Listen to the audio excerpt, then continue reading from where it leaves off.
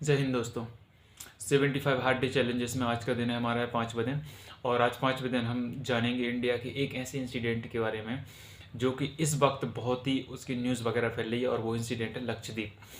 दोस्तों, मालदीव और लक्षद्वीप के बीच में जो जितना भी सारा ये चल रहा है ना, ठीक है ना, डिस्प्यूट वगैरह इंडिया और उसमें दिखाई दे रहा है, इसके पीछे का रीज़न कुछ और ही है दोस्तों।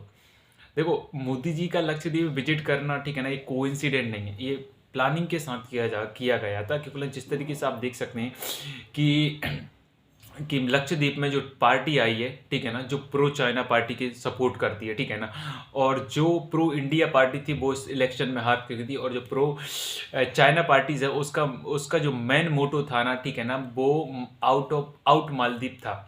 जैसे इंडियन, ठीक है, India to out Maldives, India को मतलब कि मालदीव से उनको निकालने का मकसद था। और खास करके जो अपनी इंडियन आर्मी वहाँ पर रह रही है, जो लक्षद्वीप को सिक्योरिटी प्रोवाइड कराती है, लक्षद्वीप की नेचुरल डिजास्टर में उसकी मदद करती है, वो उसको निकालने के लिए उनका प्लान था। और दूसरी बात क्या, जिस तरीके से अपन देख रहे हैं दोस्तों कि जो न्यू राष्ट्रपति इलेक्ट किए गए हैं, न्यू राष्ट्रपति अभी तक जितने भी नेपाल मतलब कि जो मालदीप में जितने भी सारे राष्ट्रपति इलेक्ट होते थे, वो फर्स्ट ऑफ ऑल राष्ट्रपति बनने के बाद इंडिया में विजिट करते थे, ठीक है ना। लेकिन आज से जिन लोगों ने ऐसा पैटर्न चेंज किया है न्यू राष्ट्रपति ने, तो वो पहले नंबर तो तुम्हारा टर्की जाते हैं, उसके बाद चाइना जाते हैं, और चाइना का आर्डन का ट्रिप रखते हैं, और प्रो चाइना पॉलिसीज को उस पर फॉलो करते हैं, इंडिया के लिए वो थ्रेट उत्पन्न करने की कोशिश कर रहे हैं।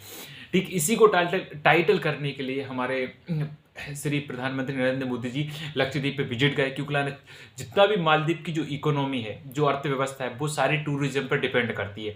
क्योंकि मालदीव का जितना भी सारा एरिया, टोटल वहाँ की 5 लाख पॉपुलेशन है, और जितना ही वो लैंड है, एरिया है, वो उनका पूरा टूरिज्म पर डिपेंड करता है। और पूरी दुनिया में टूरिज्म से वो पैसे कमाते हैं, और वो सबसे उनका मेन सेक्टर वो टूरिज्म में चलता है।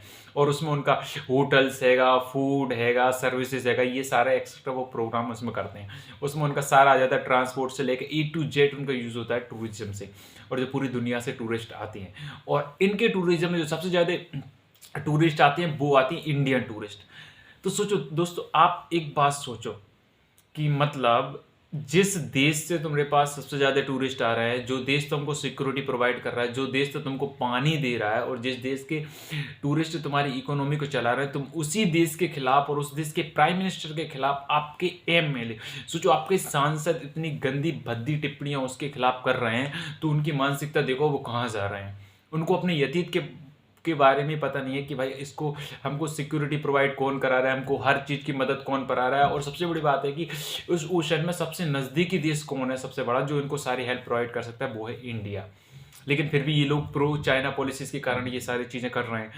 अब दोस्तों, उसकी रीजंस यही था, मोदी जी ने और गवर्नमेंट को उनको सबक सिखाना था। तो दोस्तों, सबसे बड़ी चीज़ है, हम लोगों को भी ये चीज़ देखना चाहिए कि हमारे इंडिया के इतने सारे कोस्टल एरियाज हैं, और इतने ब्यूटीफुल ब्यूटीफुल बीचेस हैं, चाहे वो अंडमान निकोबार के बीच हों, चाहे अपने लक्षद्वीप के बीच हों, लाखों बीचेस हैं, और लाखों आइलैंड है, छोटे छोटे आइलैंड अपने इंडिया के, जो बहुत ही ब्यूटीफुल और सुंदर है दुनिया के हर एक आइलैंड से। जो भी हम वहाँ पर एक्टिविटीज़ करना चाहते हैं, वो सारी एक्टिविटीज़ हम यहाँ पर कर सकते हैं, अपने लक्षद्वीप पर, अंडमान निकोबार पर, और जो छोटे छोटे सारे आइलैंड है, जिनकी पूरी लक्षद्वीप में जो एक माला है ना, लाखों आइलैंडों की माला है उसमें।